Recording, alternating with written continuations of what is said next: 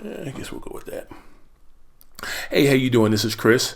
If you are a small business owner and you happen to have a website, chances are you're fully familiar with just how much effort it took to putting that bad boy online. Not nearly as easy as folks say it is, especially if they're trying to sell you, a platform or something like that. Well, the reason why I'm having this conversation with you today is because if you own a website and if you had all kinds of fun putting it together, chances are you're probably good. You don't want to do anything else with it. It's online. Hooray. So you're probably not thinking about what would you do if it got hacked. And I'm here to tell you that might be something you want to pay attention to. And you may be saying to yourself, really? Who's going to hack my teeny tiny site? And I'm here to tell you, your site may be the tiniest site on the web, maybe a one-page banger, and you're thinking nobody's going to pay attention to it. But I'm here to tell you that hackers going to do what hackers going to do. And one thing hackers do is hack. All right, so the reason I'm having this conversation with you, oh, by the way, did you like the little bumper intro thing? Trying to add a little professionalism to it, make it look all kinds of snazzy. Hopefully it looks okay. Yeah, we'll see.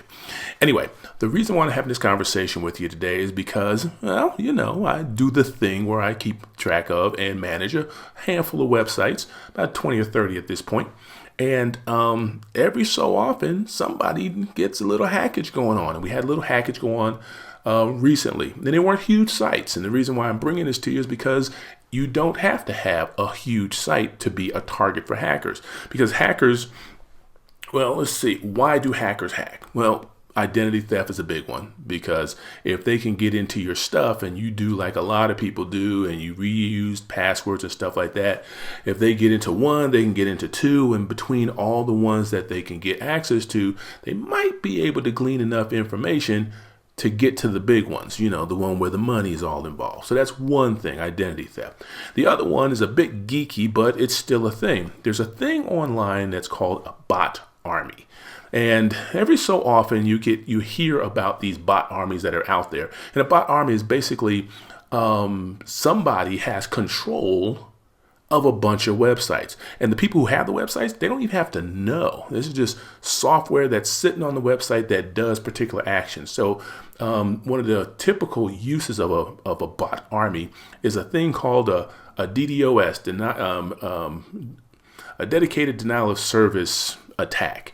And that's where, well, you know how you hear people say so-and-so crashed the internet, or Ellen did that thing at the Oscars a few years back where she did that tweet and she was in it and all those celebrities were in it and all that, and it was tweeted and retweeted, and pretty soon the server crashed because it couldn't handle the traffic. Well, that's what's called a denial of service attack, and you can create one of those if you control enough websites. Basically, you can just do the Nintendo thing if you have access. And the way you get access is you hack into a website.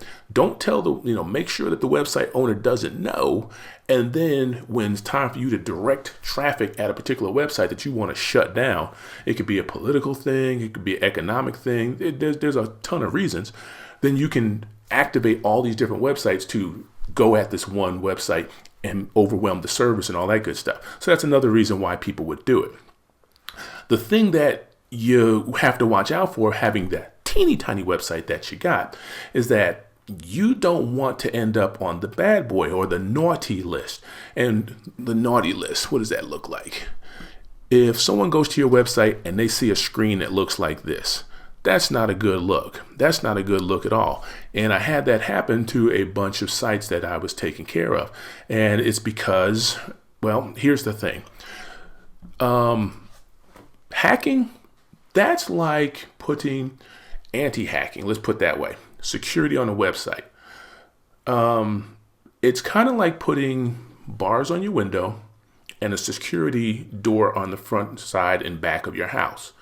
That's going to keep the majority of people out. However, it's not keeping anybody out if they've got time, a blowtorch, and some sledgehammers, okay? Because they're still getting in.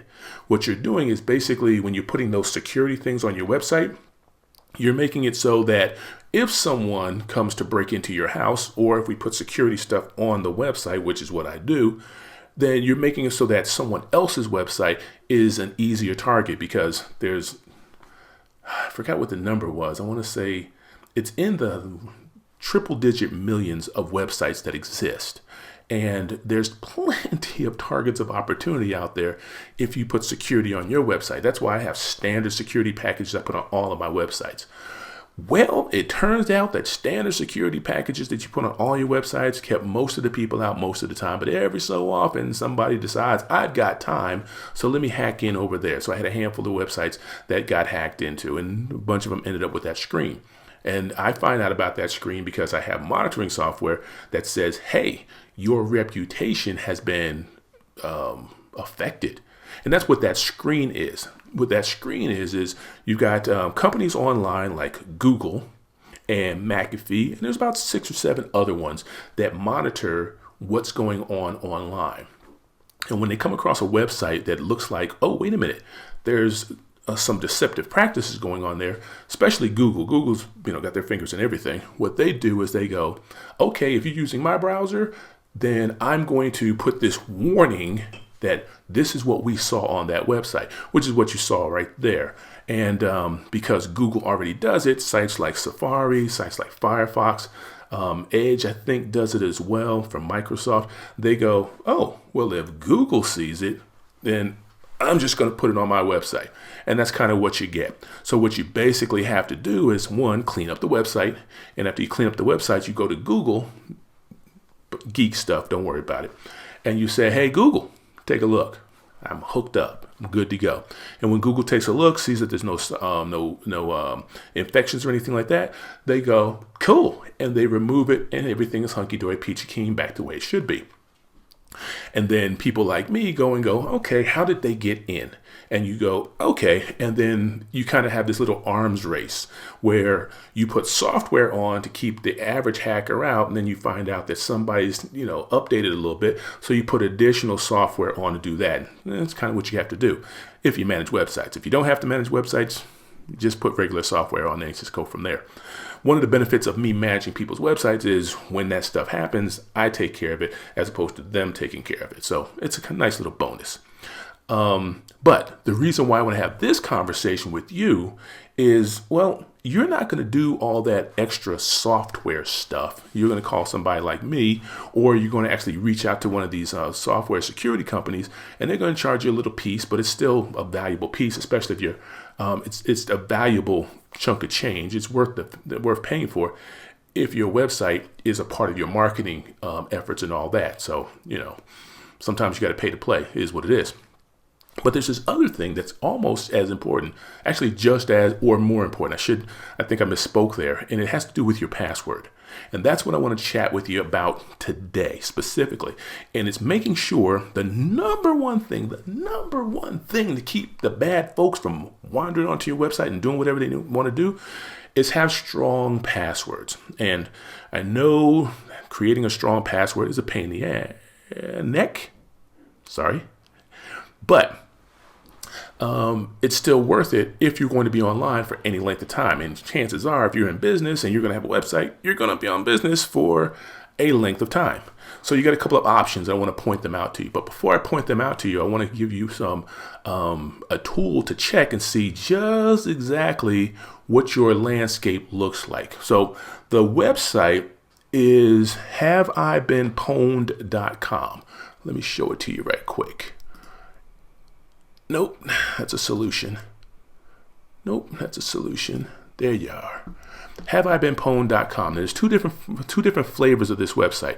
You can do this one where you check your email address because there's data breaches all the time. And if someone does a data breach, that means that your perfectly good email, username, email, and password combination is all of a sudden compromised. So if it is, you need to get on your JOB and get things fixed.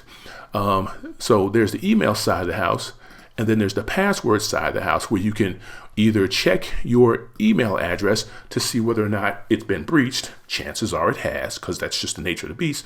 Or you can check your password. And the reason why you want to check your password is because people tend to reuse passwords over and over and over again. So here's a way for you to check on a friendly website whether or not your password has been compromised. Whether you feel comfortable enough throwing it in there, that's another ball game, but I do want to let you know it's there. At the very least, check this bad boy right here, because what'll happen, I checked 2 of my email addresses, and one I already knew about because, I've been the recipient of a data breach before. It is what it is. So if I type in this chris@chriscarter.net, I'll see that, come on, behave. I'll see that I've been, someone's been in there and at least 1 or 2 of the places that I've had my email address has been compromised, which tells me that any email, any password, any system where I use this email address, I need to go in and change my password, put in two-factor authentication and things like that. So that's one thing you can do. So first of all, you definitely go into whatever one's listed here and change your passwords, because that means that whoever, when they lost that, when that system was compromised, they've got your password, and they don't just hold on to their password. They hand them out like they're playing spades and get those things all over the net. The dark web, which is basically all those ne'er-do-wells who are out there using the net to make money, but not in a nice way. So you got to make sure that you change all that information up. Change your passwords. Now, that brings me to the last piece of this conversation I want to have with you. Passwords. Now, I don't know about you, but I literally have close to, easily, without exaggeration, I'd have to say I've got 1,500 to 2,000 passwords. It is what it is. I might have more. So keeping track of all those passwords is impossible for me up here. I'm sure not going to write them on a piece of paper, because you lose that piece of paper and you are screwed. So there's people out there who have companies that are password managers. And that's what I would suggest you use for 2 reasons. One, because the best defense against having your password compromised is to have a really, really, really long password. And a password that is, as you probably have heard, a combination of uppercase, lowercase, non-repeating numbers, special characters, etc. And it should be at least 12 characters long. I'm not going to do the, hey, how long, how secure is my password thing, although you can. But you can actually type, go in, how secure is my password, have a little screen, and don't use your actual password, but you can actually type something and find out how long it would take a computer to hack into your password if they simply were just doing brute force going after it. And you'll find that once you get past 12 characters, uppercase, lowercase, special characters, and numbers, etc., once you get past 12 characters, the amount of time it would take starts to push out into the 12 years, 100 years, etc. So once you get to a certain number, okay, that password is good to go. So the only thing you have to worry about is that particular password being compromised. Well, if it gets compromised, you're like, oh, good googly moo, I got to start again. Well, that's where these password generators or these particular companies come into play. Now, this is the one that I use, and I'm not recommending them, and I don't have any kind of relationship with these folks. I just started using them way back in the day, and I didn't know about the other ones that were out there. But there's RoboForm, there's LastPass, and there's, let's see, I think this is called 1Password. And there's more out there. And I'm not recommending any of these. What I'm recommending, or what I'm saying, is that these tools exist. And what these tools do for you is 2 things. And I know I'm trying to get back around to that. One, it helps that each one of these has a password generator where you simply tell them how long you want the password, and you let the computer figure it out. So you don't have to figure it out. And then when you use it, it stores that password for you. Are you having to trust them? Yeah, you kind of have to trust them, but that's what they do. So, como si, como sa, no matter how you do it, what they're doing is probably more secure than what you're doing.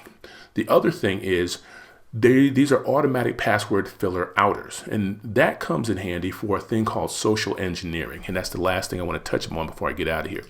Social engineering is when people put a website up that looks like the website you think it is, but in reality, it's not. Let's settle on this one right here. If you've got a Gmail account, you're probably used to seeing this screen, but look at that web address. How many people stare at the web address when a screen like that pops up? Very few. So chances are you go in there and you throw in your email address and it goes, cool, got it. Then you throw in your password right behind it because you simply type it in and you're like, okay, cool. And it doesn't do what you're expecting it to do. Well, that's a problem.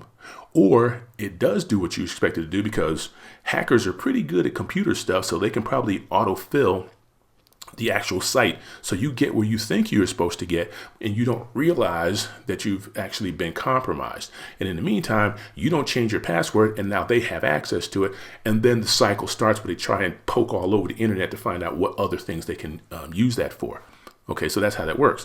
Where a password generator, one of these sites comes in, is it's automatically populates, or it does, you can control that, but it automatically pings when you come to a web address that it understands, that's in your list of web addresses that you're used to using. So if you come to a site like the one that's in front of you and you're expecting your, in my case, RoboForm to show up and say, okay, what do you want? Do you want me to fill in the password?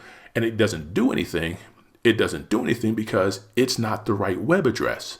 The password is basically computer on computer crime. It's like, that's not where you think you are. You are not at the site you think you're at because it's the wrong web address. Whereas a quick glance, you would not notice those are 2 zeros as opposed to 2 zeros, as opposed to the letter O twice. So that's another benefit of that. My point is this: if you're going to be online for any length of time, there's a smart way to be online, and then there's I'll just cross my fingers and hope everything works out. And as we used to say back in the military, hope is not a method. It just doesn't work out nearly as well as you think it will. So my recommendation to you, if you're rocking your own website, put some serious security software on there. I use WordFence on all of mine, and I do a whole bunch of behind the scenes geeky stuff that necessarily doesn't come with there. But at the very least, if you're doing a self-hosted website and you're not using a site like Wix or Squarespace or something like that, where they put their own software on there, then make sure you put your own software on there, like WordFence or some security software like that. And then the next thing, make sure you use a strong password. If you're using a weak password, you're going to get what you're going to get. And just understand that's the nature of the beast. Cross your fingers. It could work out for you.